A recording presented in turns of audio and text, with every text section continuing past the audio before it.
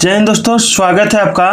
आज के क्लास में हम लोग देखने वाले हैं झारखंड सामान्य ज्ञान से पूछे जाने वाले महत्वपूर्ण प्रश्नों को, जो आपकी जेएसएससी फील्ड वर्कर यानी झारखंड फील्ड वर्कर के लिए बहुत ही इम्पोर्टेंट होने वाली है। तो चलिए स्टार्ट करते हैं। देखते हैं पहले प्रश्न को। पहला प्रश्न है कि झारखंड लोक सेवा आयोग क्या है? संवैधानिक निकाय, विधायी परिषद, संसदीय निकाय या इनमें से कोई नहीं। तो देखिए, झारखंड लोक सेवा आयोग एक संवैधानिक निकाय है। क्या है? संवैधानिक निकाय। ठीक है। इसका गठन अनुच्छेद 315 के तहत 2002 में किया गया था, याद रखिएगा। अगला सवाल है कि निम्नलिखित स्थानों एवं उनसे संबंधित तिथियों का मिलान कीजिए। यहाँ पे देखिए, ठीक है, यहाँ पर स्थान दिया है और यहाँ इससे जो भी संबंधित है वो जगह दिया हुआ है। ठीक है। अब कह रहा है राजधानी कानूनों का, तो रांची है। उप राजधानी कहाँ है? तो दुमका है। औद्योगिक राजधानी किसको कहते हैं? जमशेदपुर को। और उच्च न्यायालय कहाँ है? तो रांची है। ठीक है, सीधा सीधा दिया हुआ है, याद रखिएगा। अगला है, झारखंड के किस जिले में पुलिस प्रशिक्षण केंद्र स्थापित है? इसको थोड़ा बड़ा कर देता हूँ। हाँ, सवाल क्या है कि झारखंड के किस जिले में पुलिस प्रशिक्षण केंद्र स्थापित है? ऑप्शन है रांची, हजारीबाग, दुमका, बोकारो। कहाँ हो जाएगा एक बार कमेंट कीजिएगा।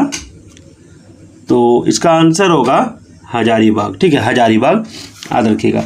4578 किलोमीटर एरिया में ये फैला हुआ है। ठीक है, और इसका गठन हुआ था 1833 ईस्वी में, याद रखिएगा। ठीक है, चलिए। किस राज्य को रत्नगर्भा राज्य कहते हैं? उड़ीसा, छत्तीसगढ़, बिहार, झारखंड। तो देखिए, ये झारखंड को ही रत्नगर्भा कहा जाता है, क्योंकि इसके गर्भ से यानी यहाँ की मिट्टी से, यहाँ की धरती से जितने भी तरह के खनिज पदार्थ हैं लगभग सब यहाँ मिलता है। थोड़ा छोटा कर देता हूँ, एक मिनट। चलिए, अगला सवाल क्या कह रहा है? अगला सवाल कह रहा है कि तोपचांची अभ्यारण्य के मध्य स्थित एक खूबसूरत झील का नाम क्या है? काली पहाड़ी, लाल पहाड़ी, हरी पहाड़ी या नीली पहाड़ी। तो देखिए, तोपचांची झील के पास, ठीक है, तो तोपचांची अभ्यारण्य के मध्य जो खूबसूरत झील है उसका नाम है हरी पहाड़ी। और ये कौन से ज़िले में है? तो ये आपका धनबाद ज़िले में है। और इसका स्थापना हुआ था 1970 में। ये जो तोपचांची अभ्यारण्य है इसकी स्थापना 1970 में हुई थी, याद रखिएगा। ठीक, कब हुई थी? 1970 में। और ये 8.75 वर्ग किलोमीटर एरिया में फैला हुआ है। चलिए,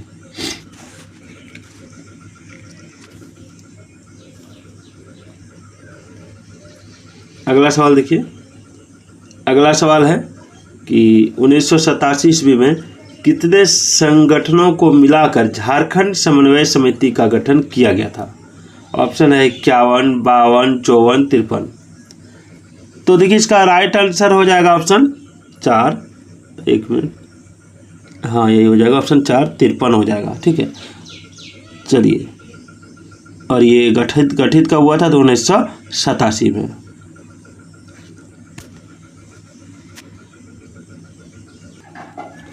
अगला सवाल है कि झारखंड का कौन सा नेता दिसोम गुरु के नाम से जाना जाता है? दिसोम गुरु। ऑप्शन है सूरज मंडल, विनोद बिहारी महतो, शिबू सोरेन या इनमें से कोई नहीं। तो देखिए, दिसोम गुरु शिबू सोरेन को कहा जाता है। ठीक है। अगला, सिद्धू कान्हू का संबंध किस विद्रोह से है? सिद्धू कान्हू का संबंध किस विद्रोह से है? तो देखिए, इनका विद्रोह जो संबंध है संथाल विद्रोह से है। ठीक है, संथाल विद्रोह के नेता सिद्धू कान्हू कहे जाते हैं, याद रखिएगा। और सिद्धू का जन्म हुआ था 1815 ईस्वी में और कान्हू का जन्म हुआ था 1820 ईस्वी में। ठीक है, चलिए।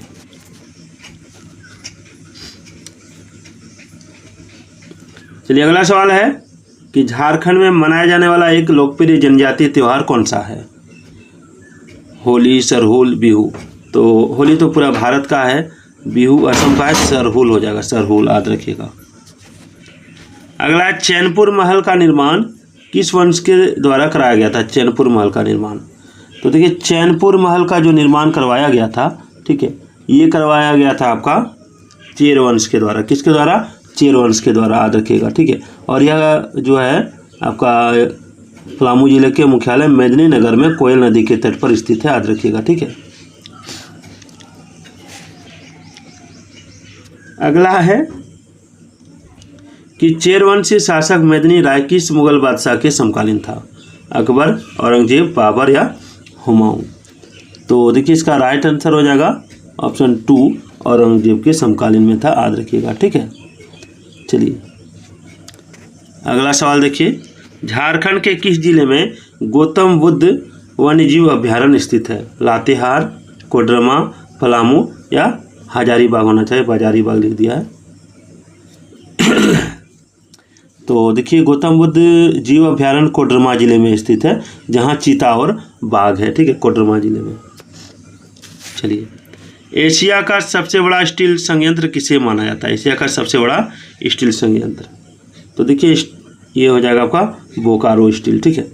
एशिया का सबसे बड़ा स्टील संयंत्र बोकारो स्टील है और इसकी स्थापना 1964 ईस्वी में की गई थी, लेकिन 10 वर्ष के बाद उत्पादन आरंभ हुआ था, यानी उत्पादन हुआ था 1974 से, ठीक है।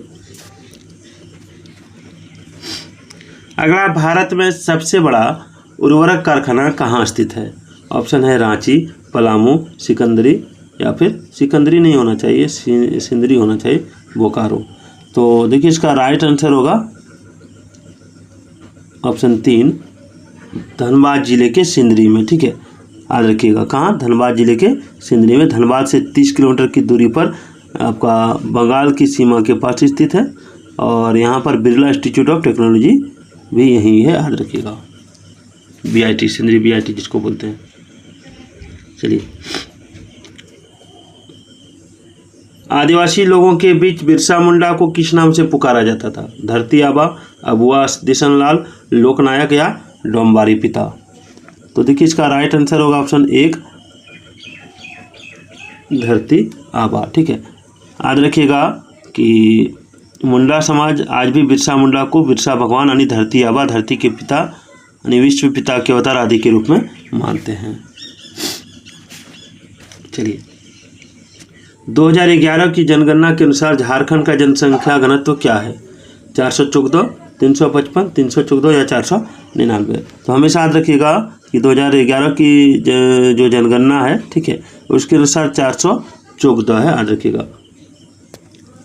चलिए झारखंड राज्य में किस जगह को सिटी ऑफ वाटरफॉल कहा जाता है? देवघर, गिरिडीह, रांची या धनबाद? तो इसका आंसर होगा रांची, ठीक है। रांची को सिटी ऑफ वाटरफॉल कहा जाता है, याद रखिएगा। चलिए क्योंकि यहाँ पर अनेकों वाटरफॉल है।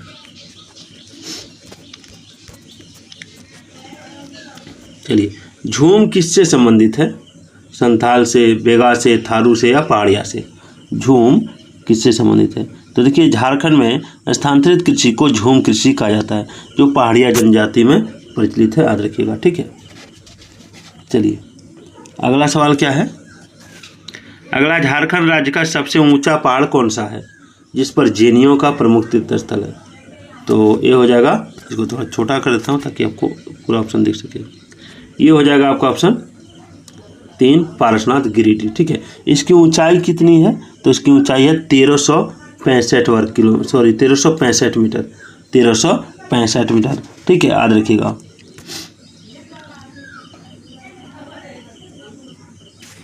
चलिए खड़िया जनजाति के लोग कितने वर्ग में बंटे हुए हैं? खड़िया जनजाति के लोग कितने वर्ग में बंटे हुए हैं? ऑप्शन है 3, 5, 6, 2। तो देखिए खड़िया जनजाति के लोग आपका लगभग बंटे हुए हैं 3 में, ठीक है। कितने में बंटे हुए? 3 में, याद रखिएगा। प्रजाति दृष्टि से खड़िया जनजाति को प्रोटोस्टोलाइट समूह में रखा जाता है और ये जाति के लोग 3 वर्ग में बंटे हुए, जिनमें पहाड़ी खड़िया, ठीक है, और दूध खड़िया और ढेलकी खड़िया, याद रखिएगा। पहाड़ी खड़िया, दूध खड़िया और ढेलकी खड़िया। आगे चांडिल डैम किस नदी पर अवस्थित है? इसको मिटाता हूँ। चांडिल डैम किस नदी पर अवस्थित है? तो देखिए चांडिल डैम जो है ये आपका स्वर्णरेखा नदी पर अवस्थित है। ठीक है, किस नदी पर? स्वर्णरेखा। और ये 1982-83 से इस परियोजना को प्रारंभ किया था। ठीक है, अगला, भारत छोड़ो आंदोलन में हजारीबाग का जुलूस किसके नेतृत्व में निकला था? पंडित विनोदानंद झा, श्रीमती सरस्वती देवी, जयदेव या शिबू सोरेन? तो देखिए इसका राइट आंसर हो जाएगा आपका ऑप्शन 2, श्रीमती सरस्वती देवी। ठीक है, भारतीय स्वतंत्रता संग्राम में अग्रणी नायिका निभाने वाली श्रीमती सरस्वती देवी का जन्म 5 फरवरी 1901 ईस्वी को हजारीबाग में हुआ था। ठीक है, और श्रीमती सरस्वती देवी ने 1928 ईस्वी में पर्दा प्रथा उन्मूलन हेतु आंदोलन चलाए और हजारीबाग में भारत छोड़ो आंदोलन का भी श्री गणेश इन्हीं के नेतृत्व में 11 अगस्त 1942 ईस्वी को हुआ था।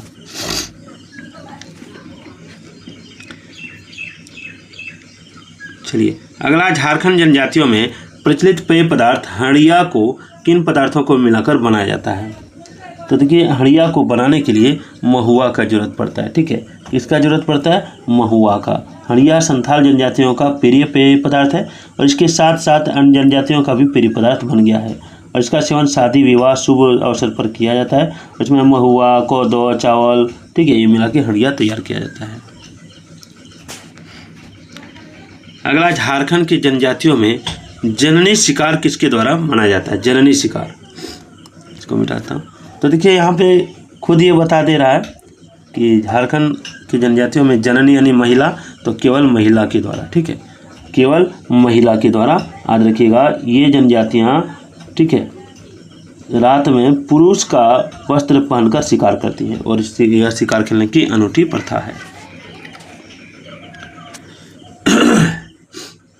चलिए अगला है कि छोटा नागपुर काश्तकारी अधिनियम 1869 के अंतर्गत पद भुइयारी रैयती को की परिभाषा में सम्मिलित किया गया है। तो देखिए इसका राइट आंसर होगा आपका उरांव को। ठीक है, चलिए सवाल है कि अंडी और अपरतिपी नाम से प्रचलित विवाह किन जनजातियों से संबंधित है? तो देखिए इसका राइट आंसर होगा हो जनजाति से। ठीक है, चलिए झारखंड के किस जनजातीय के गांव भोई हरी के नाम से प्रचलित हैं? तो देखिए इसका राइट आंसर होगा उराव जनजाति। ठीक है, किस नदी घाटी पर मैथान एवं पंचेत हाइडल पावर स्टेशन स्थित है? तो देखिए इसका राइट आंसर होगा आपका ऑप्शन 3, बराकर नदी। ठीक है, किस नदी घाटी पर? बराकर नदी। और बराकर नदी का उद्गम स्थल कहाँ है? तो हजारीबाग जिला है। याद रखिएगा, हजारीबाग पठार के उत्तरी किनारे से निकलकर अर्धवृत्ताकार मार्ग बनाते हुए बंगाल की सीमा में दामोदर में मिल जाती है। याद रखिएगा। ठीक है, अगला जमशेदपुर किस नदी पर बसा हुआ है? दामोदर, प्राकर, यमुना या स्वर्णरेखा? तो इसका आंसर होगा स्वर्णरेखा। अगला सवाल है झारखंड का शिमला किसे कहा जाता है? झारखंड का शिमला किसे कहा जाता है? तो रांची को कहा जाता है। ठीक है, अगला सवाल है कि शेरशाह ने बंगाल पर अधिकार के क्रम में झारखंड के किस रास्ते का उपयोग किया था होगा? तो राजमहल, सिंहभूम, लातेहार या तेलियागढ़ी?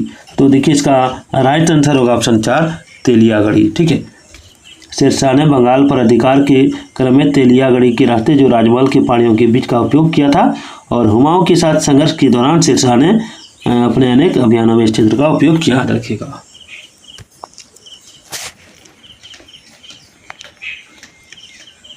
चलिए अगला सवाल है कि संथाल परगना काश्तकारी अधिनियम 1949 के तहत खास गांव से तात्पर्य ऐसे गांव से है जहां, तो इसका राइट आंसर होगा जहां कोई मूल रैयत और कोई मुखिया ना हो। ठीक है, याद रखिएगा। इसका आंसर होगा ऑप्शन 3, 1 और 2 दोनों। अगला है झारखंड का एकमात्र जिला जहां से होकर गंगा नदी प्रवाहित होती है, तो साहिबगंज हो जाएगा। ठीक है, साहिबगंज। अगला सवाल, झारखंड में कुल मान्य अनुसूचित जनजातियां कितनी हैं?